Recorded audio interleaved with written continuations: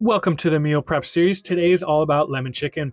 We'll be making a few changes from the familiar restaurant offering, ingredients and nutritional information in the description, and remember, taste is always our main priority. First, let's prep our chicken. We'll be using 900 grams total of chicken breast for 5 meals worth. Some chicken breast comes with the tender still attached, so we'll be making sure to cut that off first before trimming off any of the excess fat. Next, we'll be quartering off the thinnest side of the breast. I do this by first marking in half and then half again and then cutting that piece off. Then we'll butterfly the remainder down the center before slicing them all into roughly 1-inch strips. We'll do this to make sure all the chicken is roughly the same size so that it cooks evenly when in the pan. Then we'll cut that quarter strip in half and finally that tender as well, before doing the same with all our other breasts. And here is all our chicken sliced up evenly. Next, we'll do a bit of kitchen chemistry by doing what's called velveting. This is the reason why those dishes in the restaurants taste and feel so much better. The most important to this step is these 2 tablespoons of baking soda. Simply, this is what changes the chicken's pH levels, which keeps it all tender and moist when cooked. Then we'll add 1 tablespoon of salt and a half tablespoon of white pepper, followed by a cornstarch slurry made up of 1 tablespoon of cornstarch and 2 tablespoons of water, making sure to mix it all together before adding it in. Then we'll get in there with our hands and mix it all together before putting it off to the side for 20 minutes, giving us the time to wash up and prep all of our other ingredients. We'll need 2 green onions with the root ends cut off. Slice them on a bit of an angle for heightened surface area and aesthetic flair. These will add a nice fresh and crunchy oniony taste as well as add a pleasing pop of color to the finished dish. Place them in a bowl and off to the side for later. Now we can't have lemon chicken without the lemon, and here we'll be needing 4 of them. In order to maximize them all, we will be eking out every last bit of lemony taste by zesting 2 of our lemons with a zester or box grater just like this. Then we'll put it off to the side in its own bowl before making 5 thin decorative slices from half of an untouched lemon. With all that done, we will cut the remainders in half and juice them all with either the juicer or the always more fun paper cut finding hand squeeze method, giving us about 4 tablespoons of lemon juice. To that, we'll be adding 4 tablespoons of sugar, a quarter tablespoon of salt, and 1 tablespoon of that zest we made earlier. Then we'll just mix it up and save it for later.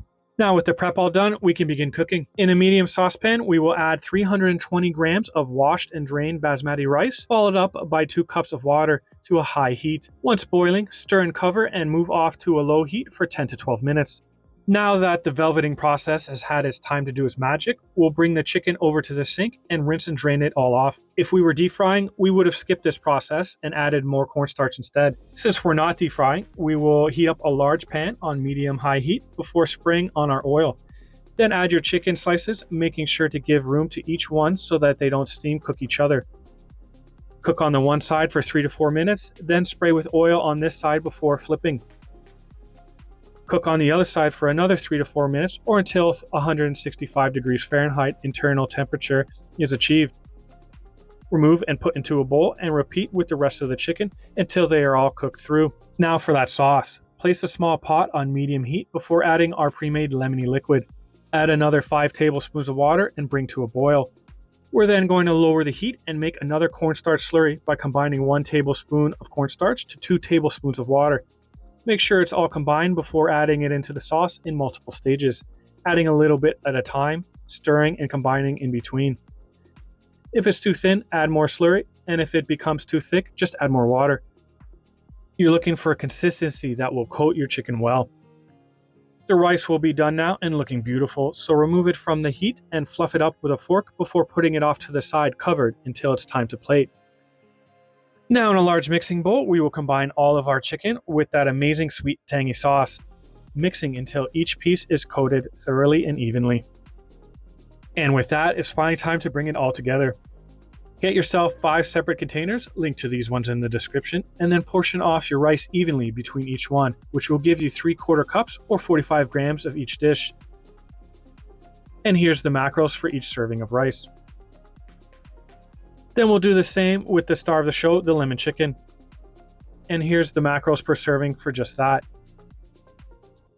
Top each one with the remaining zest, which will give us a fresh lemony taste and bright color. Sprinkle on a bit of optional sesame seeds for that nutty texture before spooning on that remaining sauce that defines this dish so well.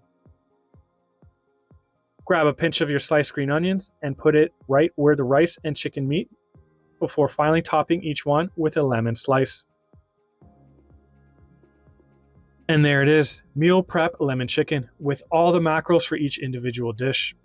Feel free to cook up more rice and spread out that lemon chicken over 6 dishes instead if you'd like.